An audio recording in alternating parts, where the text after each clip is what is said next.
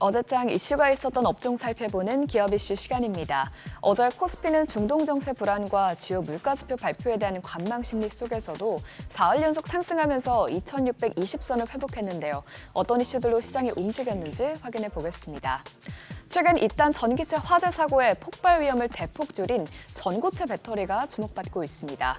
정부와 전기차 제조사가 각종 안전 대책을 쏟아내고 있지만 미봉책 수준에 그치고 있어서인데요. 전고체 배터리는 인화성 액체 전해질을 고체로 대체한 제품이기 때문에 이론적으로 전고체 배터리는 불이 붙지 않습니다. 전문가들도 액체 전해질 배터리로는 위험성을 줄일 수 없다고 평가해 전고체 개발 속도를 높여야 한다는 주장을 내세웠는데요.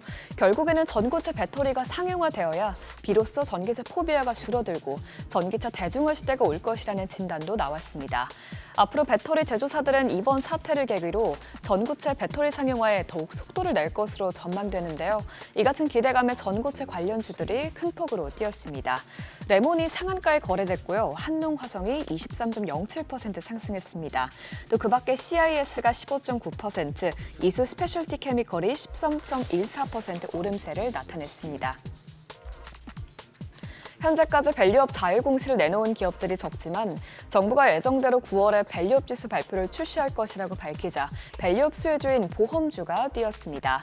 어제 김병환 금융위원장은 기업 밸류업 상장기업 간담회에서 정부는 9월 중 코리아 밸류업 지수를 발표하고 4분기에는 연계 상장지수 펀드 출시를 차질 없이 추진하겠다고 밝혔습니다.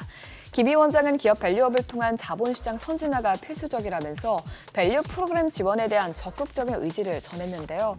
세대 지원과 관련해서도 세법 개정안에 담긴 금융투자 소득세 폐지와 주주환원 확대 기업에 대한 여러 세제 혜택이 추진될 수 있도록 국회 논의를 적극 지원하겠다고 약속했습니다.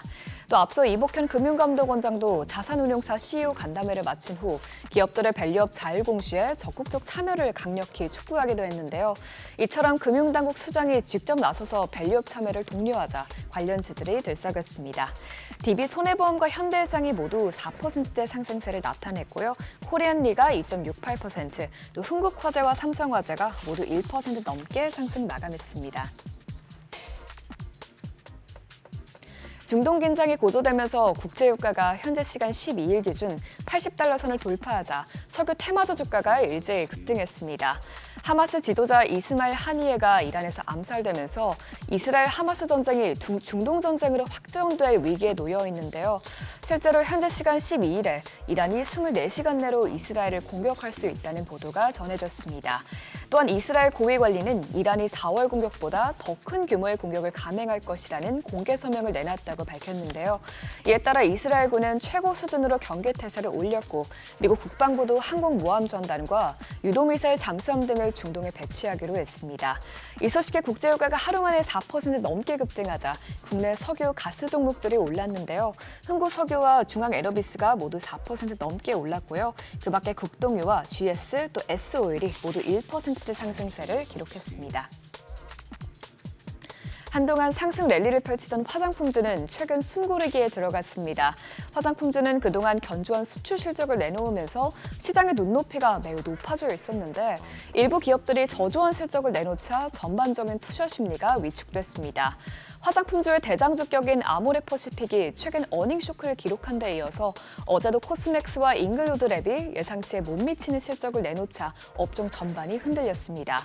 우선 코스맥스 실적 자세히 보면 코스맥스는 2분기 영업이익이 전년 동기 대비 1.5% 증가한 데 그치면서 시장 컨센서스인 18%대 상승률에 현저히 못 미쳤습니다. 증권가에서도 이를 보고 목표가를 낮추기도 했죠.